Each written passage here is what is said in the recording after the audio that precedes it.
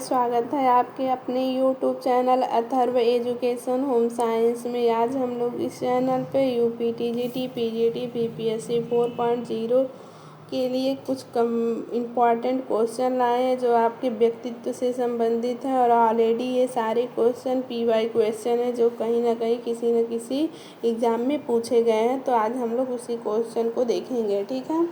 और इस चैनल को लाइक शेयर सब्सक्राइब ज़रूर कर लीजिए, क्योंकि आने वाले आगामी एग्ज़ाम के लिए इस चैनल पे आपको अच्छे कंटेंट मिलेंगे। तो स्टार्ट करते हैं। हमारा पहला क्वेश्चन है, विकेंद्रित अन्योन्य क्रिया सामान्यतः इसे उभारती है। ऑप्शन ए है आँखों को मिलाना, ऑप्शन बी है शारीरिक निकटता, ऑप्शन सी है गंध, ऑप्शन डी है ध्वनि। ये क्वेश्चन आपका D triple S B PGT 2018 में पूछा गया। इसका राइट आंसर है ए, आँखों को मिलाना, यानी विकेंद्रित अन्योन्य क्रिया सामान्यतः आँखों का मिलना को उभारती है। नेक्स्ट क्वेश्चन है, किसने कहा व्यक्तित्व शब्द का वैज्ञानिक प्रयोग में किसी दिए गए व्यक्ति के किसी दिए हुए समय पर समाजीकरण के उत्पाद को अभिदिष्ट करने में किया जाता है। यह व्यक्ति द्वारा समाजीकरण के माध्यम से प्राप्त समग्र से संबंधित है। यह डिफिनेशन किसका है? ऑप्शन ए है हरलॉक के अनुसार, ऑप्शन बी है ला पियरे और फैसवर्ड के अनुसार, ऑप्शन सी है मैकाइवर के अनुसार और ऑप्शन डी है कोई नहीं। तो राइट आंसर है आपका सी, मैकाइवर और पेज के अनुसार। मैकाइवर और पेज के अनुसार व्यक्तित्व शब्द का वैज्ञानिक प्रयोग किसी दिए गए व्यक्ति के किसी दिए हुए समय पर समाजीकरण के उत्पाद को अभिदिष्ट करने में किया जाता है। यह व्यक्ति द्वारा समाजीकरण के माध्यम से प्राप्त समग्र से संबंधित है। नेक्स्ट क्वेश्चन है आपका, व्यक्तित्व मापनी किसके द्वारा विकसित की गई है? ये आपका उत्तराखंड असिस्टेंट प्रोफेसर में 2015 में पूछा गया है कि व्यक्तित्व मापनी किसके द्वारा विकसित की गई है। ऑप्शन ए है फ्रायड, ऑप्शन बी है आइजैक, ऑप्शन सी है कैटल, ऑप्शन डी है किनले। तो राइट आंसर है आपका सी, कैटल। नेक्स्ट क्वेश्चन है, डॉट डॉट के मापन हेतु प्रक्षेपण विधि का उपयोग किया जाता है। बुद्धि, व्यक्तित्व, संवेग, परिपक्वता। तो राइट आंसर है आपका बी, व्यक्तित्व को मापने के लिए प्रक्षेपण यानी प्रोजेक्टिव मेथड का उपयोग किया जाता है। व्यक्तित्व व्यक्ति के विकास का एक जटिलतम पहलू है। व्यक्तित्व शब्द अंग्रेजी भाषा के पर्सनालिटी शब्द का हिंदी रूपांतरण है और शब्द लैटिन भाषा के पर्सोना से बना है। ये क्वेश्चन और ये शब्द आप लोग अपने दिमाग में सेट कर लीजिए, जिसका आशय है आवरण या मुखौटा। प्राचीन काल में ग्रीक वासियों नाटकों में कार्य करते समय अपने छिपाने तथा पात्रों की भूमिका के अनुरूप लगने के लिए धारण कर लिए जाते थे। नेक्स्ट क्वेश्चन है आपका,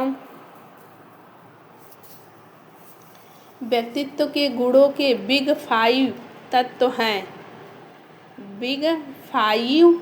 हैं। ऑप्शन ए है न्यूरोटिजिज्म, एक्सट्रोवर्जन, एसर्टिवनेस और शर्मीलापन। ऑप्शन नेक्स्ट है अग्रीएबलनेस। तो राइट आंसर है आपका सी, ये न्यूरोटिसिज्म और आपका एक्सट्रोवर्जन और है आपका एग्रीएबलेंस, ठीक है। नेक्स्ट क्वेश्चन है आपका, क्वेश्चन है एक क्षेत्र से दूसरे में एक व्यक्तिगत गुण अथवा सुव्यज्ञता को सामान्य रूप देने की प्रवृत्ति निम्नलिखित में से किससे संबंधित है? ऑप्शन ए है रूढ़िबद्ध, ऑप्शन बी है परिवेश, ऑप्शन सी है स्पर्श संप्रेषण, ऑप्शन डी है अधिकौशल। तो राइट आंसर है आपका बी, परिवेश प्रभाव। एक क्षेत्र से दूसरे में एक व्यक्तिगत गुण अथवा सुव्यज्ञता को समान रूप देने की प्रवृत्ति परिवेश प्रभाव से संबंधित है। नेक्स्ट क्वेश्चन है आपका,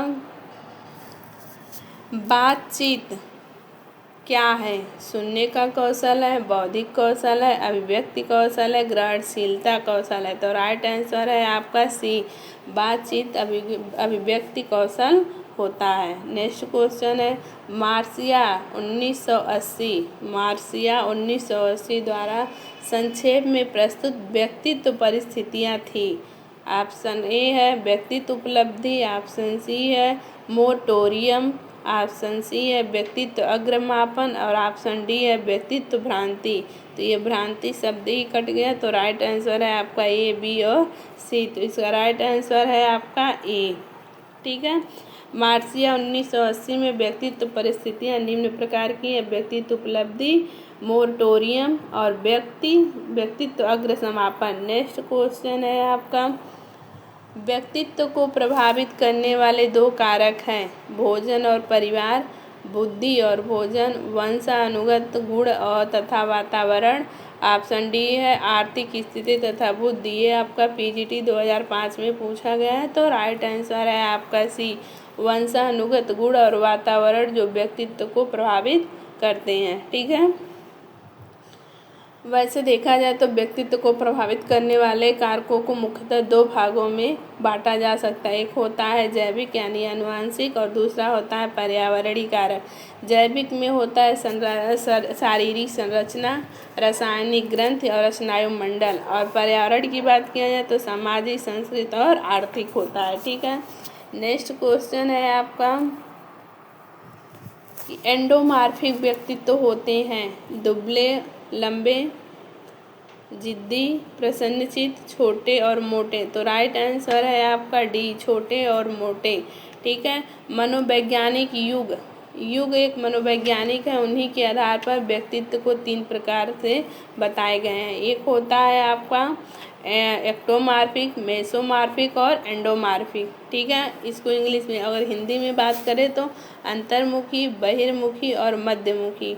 इसी तीनों का नाम है एक्टोमॉर्फिक, मेसोमॉर्फिक और एंडोमॉर्फिक। यहाँ बात की जा रही है एंडोमॉर्फिक, तो एंडोमॉर्फिक को ही अंतर्मुखी व्यक्तित्व कहते हैं। ठीक है, जबकि एक्सोमॉर्फिक को बाहिर्मुखी और मेसो को मध्यमुखी। ठीक है, तो जो एंडोमॉर्फिक या अंतर्मुखी व्यक्ति अपने आप में अधिक रुचि रखते हैं, वह मोटे, छोटे, गोल एवं चर्बी युक्त शरीर वाले होते हैं। ठीक है, ये आराम तलब और लोकप्रिय होते हैं। इस व्यक्तित्व के मनुष्य दार्शनिक व विचारक होते हैं। बात करें अगर बहिर्मुखी के, तो ये लंबे व पतले होते हैं, लंबे व पतले होते हैं।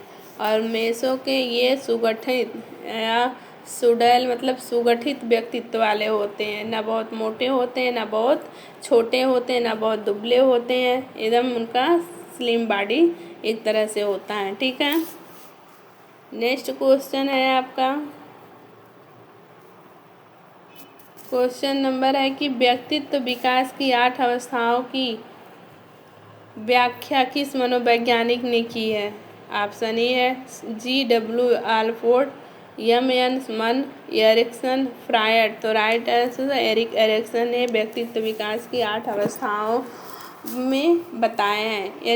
एरिक्सन के सिद्धांत के अनुसार मानव के व्यक्तित्व के विकास कई पूर्व निश्चित अवस्थाओं जो सर्वव्यापक होती है। यह अवस्थाएं नियम द्वारा निर्धारित होते हैं। एरिक्सन के अनुसार विकास की कुल मनोसामाजिक अवस्थाएं हैं। नंबर 1 है शैशवावस्था, प्रारंभिक बाल्यावस्था, खेल अवस्था, स्कूली अवस्था, किशोरावस्था, तरुणावस्था, मध्य वयस्कता और परिपक्वता। तो ये आपका राइट आंसर हो गया इस क्वेश्चन का सी। एरिक एरिक्सन ने मानव विकास की 8 अवस्थाओं को बताया है अपने सिद्धांत में। ठीक है, तो ये रहे आपके व्यक्तित्व से संबंधित कुछ PY क्वेश्चन। उम्मीद है आप लोग को पसंद आए होंगे, और इस चैनल को लाइक, शेयर और सब्सक्राइब जरूर कर लीजिए ताकि आप लोग को ऐसे ही होम साइंस के रोज़ नए नए वीडियो मिलते रहें।